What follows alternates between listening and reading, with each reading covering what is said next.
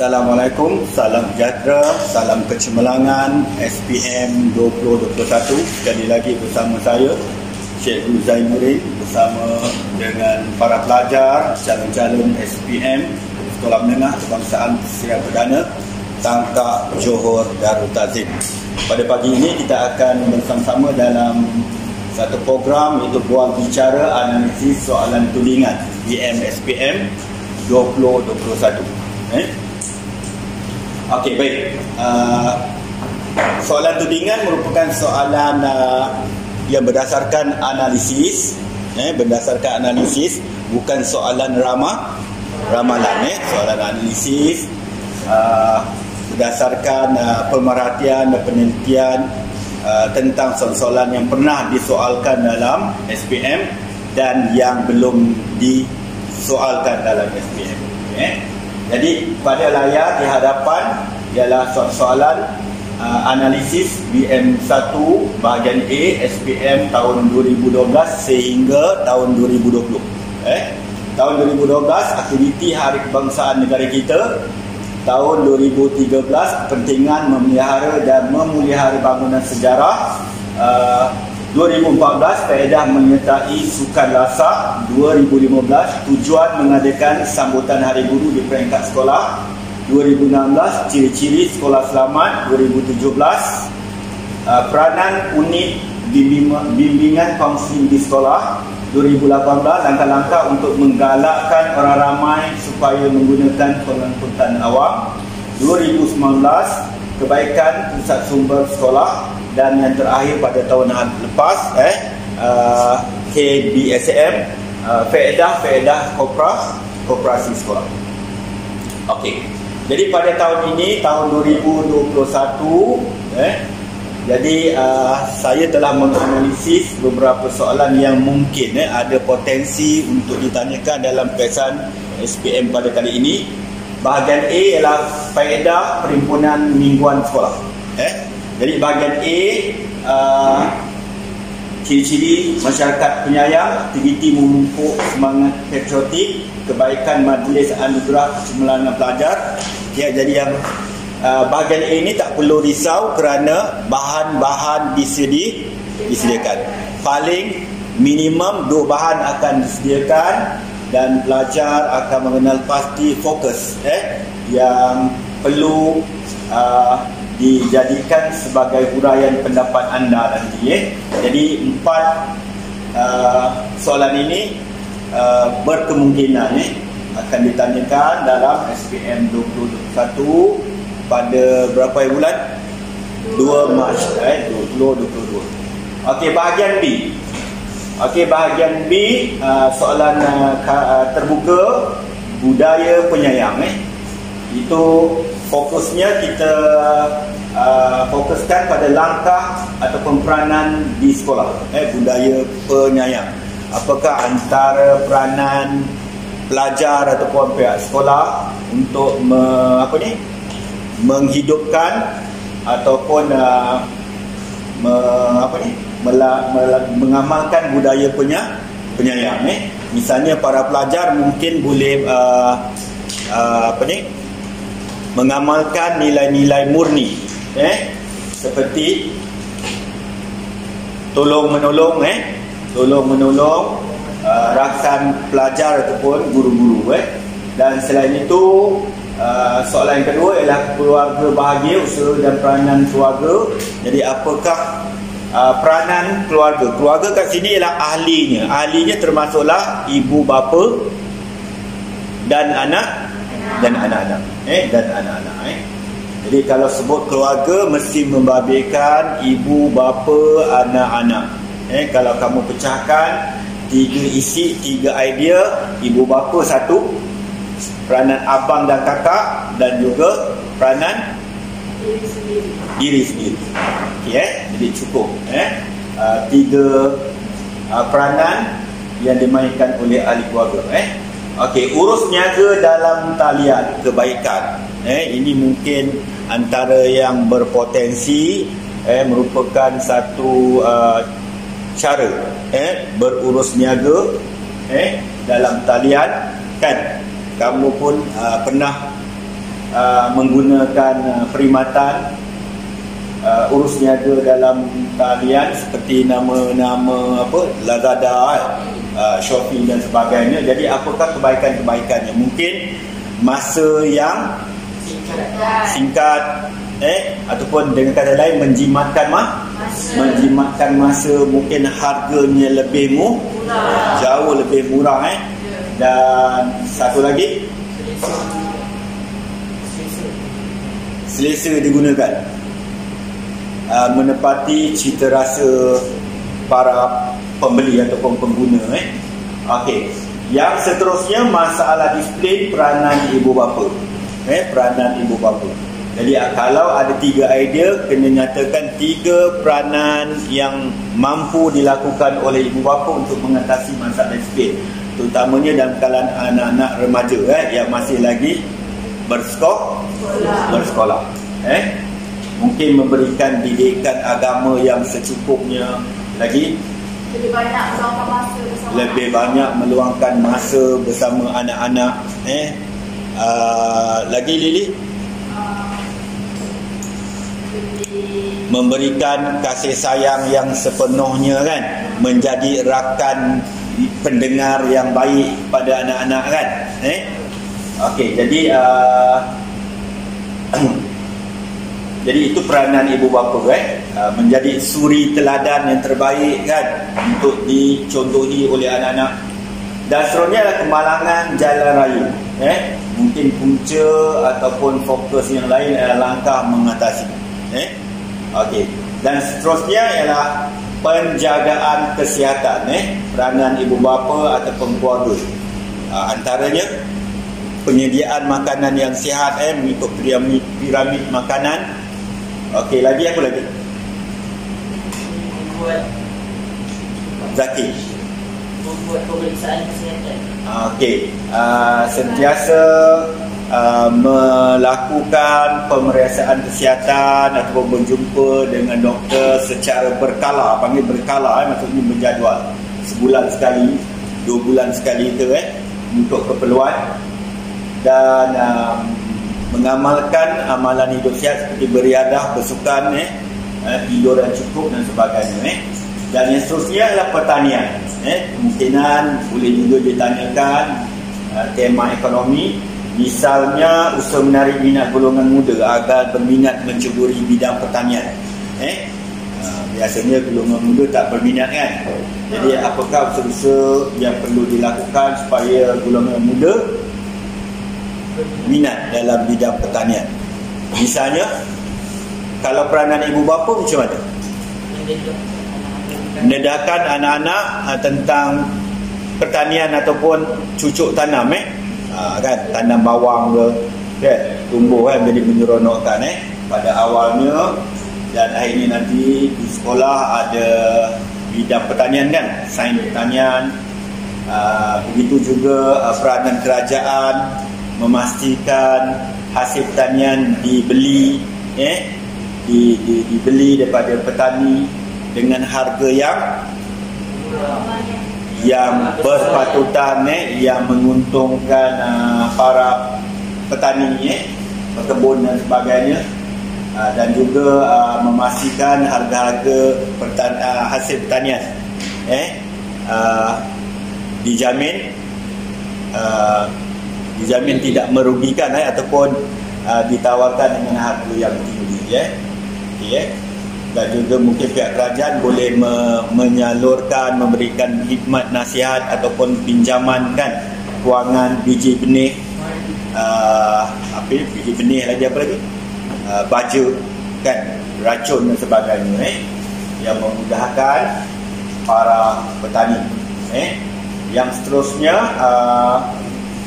kita lihat soalan analisis potensi BM2 2021, BM2. Okey, ada 3 bahagian. Bahagian A kita tengok soalan bahagian A, soalan 1 morfologi, berkaitan dengan kata. Kemungkinan boleh ditanyakan berkaitan dengan kata ganda. Banyak kata ganda, kata ganda penuh, kata ganda separa, kata ganda berirama, kata ganda berimbuhan, boleh ditanyakan. Begitu juga dengan kata adjektif. Tahu kata adjektif? Kata adjektif, kata Sifat. kalau zaman saya dulu sekolah panggil gunakan kata sifat. Ini kata adjektif. Adjektif sifatan. Dan sebenarnya kata kerja. Kata kerja ni luas. Ada kata kerja transitif, tak transitif, kata kerja transitif berpelengkap, tak berpelengkap, kan? Banyak kata kerja pasif, aktif dan sebagainya. Jadi kena lihat, kena perhatikan, kena rujuk tata bahasa dewan. Okey, soalan yang kedua berkaitan dengan ayat, itu aspek sintaksis. Berkemungkinan pola ayat. Pola ayat, kan? Tahu pola ayat? FN tambah F apa, kan? Okey. Ayat majmuk dan ayat tanya. Ayat majmuk ada dua soalan ni bentuk. Dua bentuk soalan. Yang pertama, sama ada mencerahkinkan ayat majmuk kepada beberapa ayat tunggal. Kalau ada kalau dalam ayat majmuk tu ada dua kata hubung digunakan, ayat majmuk menggunakan kata hubung. Dalam ayat majmuk tu ada dua kata hubung, bermaksud apabila dicerahkinkan, kamu perlu membina 3 ayat tunggal. Kalau 4 kata hubung yang digunakan dalam ayat majmuk, maksudnya awak kena bina 5 ayat tunggal. Dia macam tu. Okey. Yang kedua ialah menggabungkan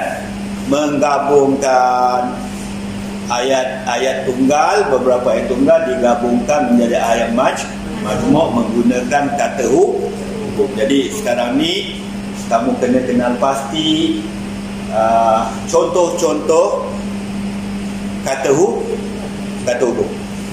Okey, ayat tanya.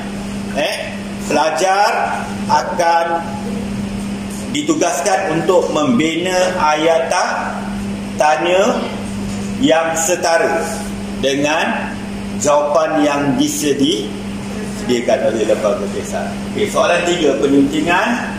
Okey, penyuntingan bebas. Lembaga peperiksaan boleh tanyakan apa-apa saja daripada soalan penyuntingan, tetapi soalan penyuntingan mestilah melibatkan penguasaan ejaan.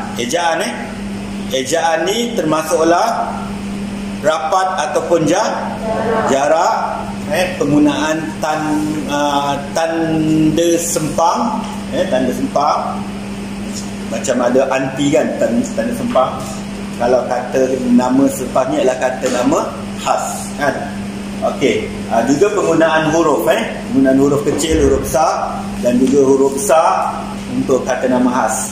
Okey, imbuhan, kita ada imbuhan awalan, kita ada akhiran, dan kita ada apitan, dan yang keempat kita ada sisipan. Sisipan kena tengok. Okey, yang keempat adalah istilah. Salah ini istilah ataupun kata.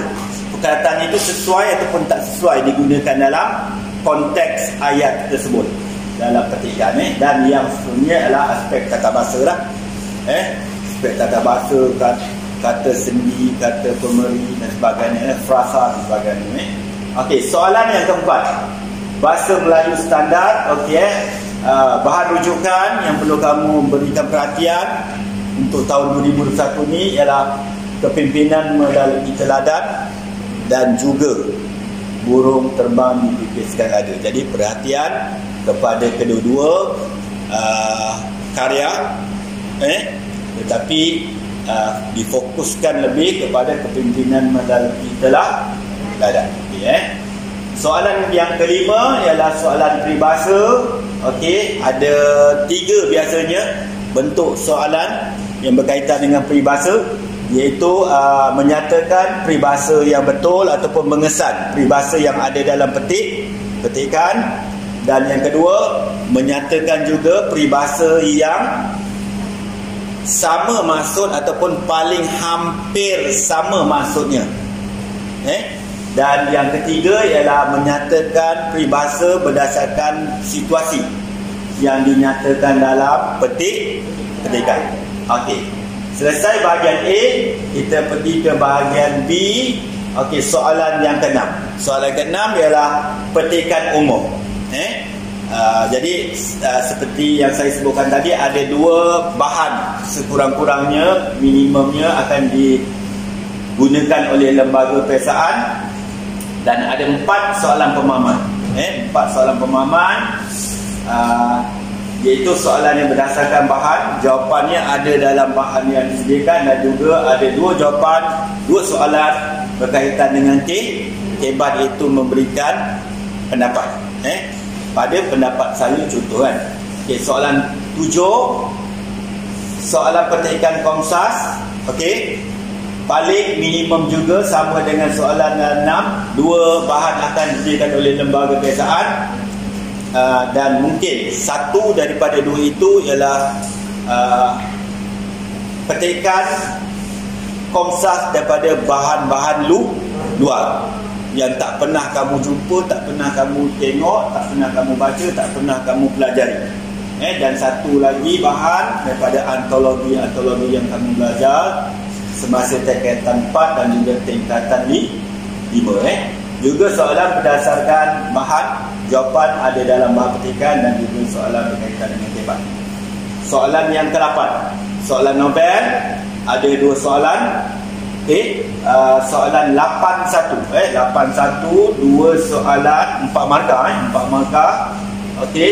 Kedua-dua soalan ini ada jawapannya di dalam bahan yang disediakan. Untuk soalan 81 ini perlu diingatkan, lembaga peperiksaan boleh menggunakan petikan, bahan petikan daripada mana-mana novel, daripada semua zon yang dipelajari oleh pelajar-pelajar SPM. Jadi tak semestinya kamu akan jawab soalan daripada novel yang kamu pelajari, macam tingkat di Johor ini, di Selatan, kita belajar novel di sebalik Dinara tingkatan 4, dan juga Sierra Tak Sina tingkatan 5. Soalan novel 82. Ada 1 soalan saja.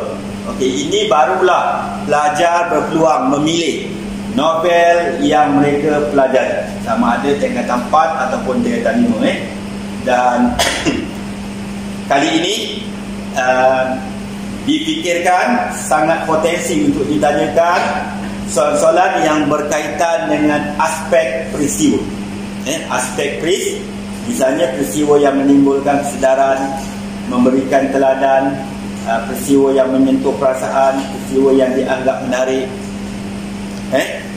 Lagi apa lagi? Mungkin juga akan ditanyakan tentang peristiwa yang menunjukkan konflik. Tapi dia tak ada kaitan dengan watak. Dia tak sebut dalam soalan itu konflik watak. Konflik saja. Jadi kamu menyatakan watak yang terlibat dalam peristiwa itu. Jadi perlu diingat, untuk soalan 82 ini sangat teknikal, utamanya berkaitan dengan aspek peristiwa. Misalnya antara peristiwanya ialah peristiwa yang berkaitan dengan, terus masuk peristiwa berkaitan dengan Haikal Hakimi yang apa-apa, contoh kan.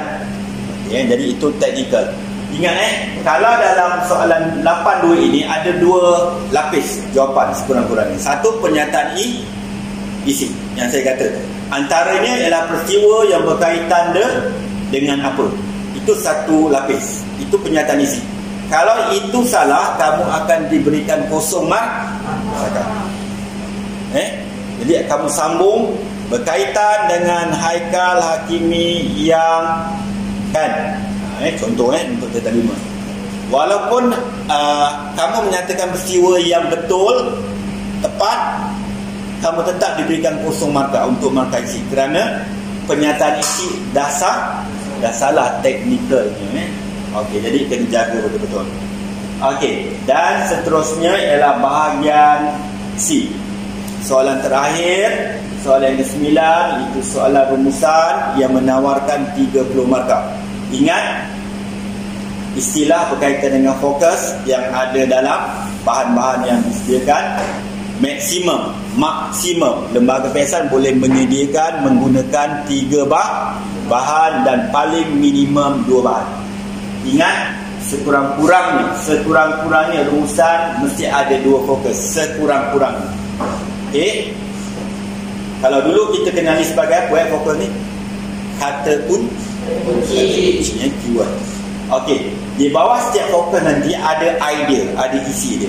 Jadi pastikan kamu kumpul, nyatakan 8 isi.